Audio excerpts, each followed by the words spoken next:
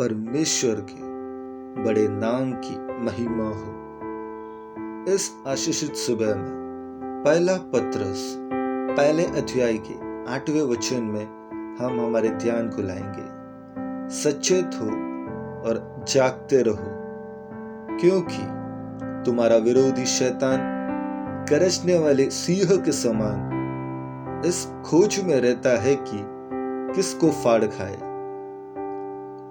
इस आशीषित वचन के आधार पर सचेत हो, इस विषय पर मनन करने आज हम प्रभु में शरणागत होंगे।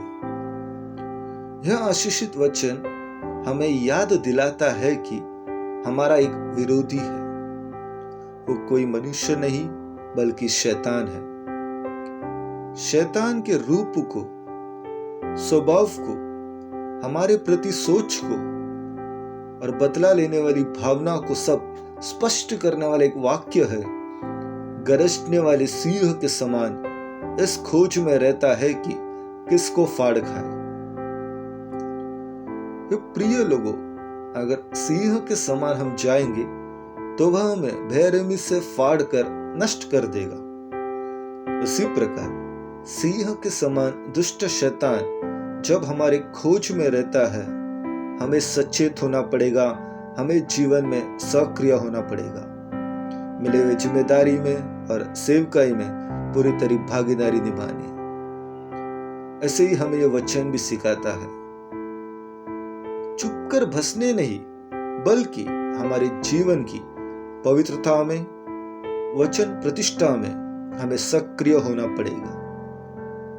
फाड़कर बर्बाद करने की खोज में रहने वाले शैतान से हम दो तरीके में जवाब दे सकते हैं।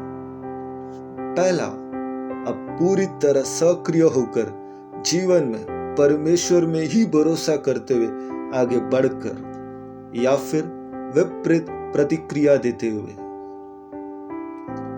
खुद की गलतियों को, बुराइयों को न परखते हुए हम कुछ तो है यह सोच के साथ खुद की बड़ाई करते हुए, गलतियों का समझ न होते हुए प्रतिक्रिया देंगे। मुझे सिखाने कोई मत आओ, मुझे सब पता है, ऐसा सोच ही हमें विपरीत प्रतिक्रिया देने में हमें मजबूर करते हैं। हे प्रिय लोगों, जीवन में प्रतिक्रिया देकर नहीं बल्कि सक्रिय होकर हम आगे बढ़ेंगे।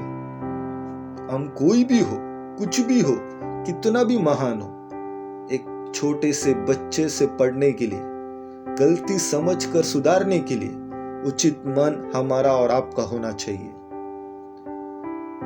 इस प्रकार का एक घटना जो इस विषय के संबंध में पवित्र शास्त्र से हमें याद दिला रही है, वह है गलातियों को लिखा गया पत्री 2 अध्याय का 11वें वचन से 14वें वचन में लिखा है, कैफा, बरनबास जैसे परमेश्वर के दासों के जीवन में एक खास गलती उनके बाद और स्पष्ट करना चाहता हूं।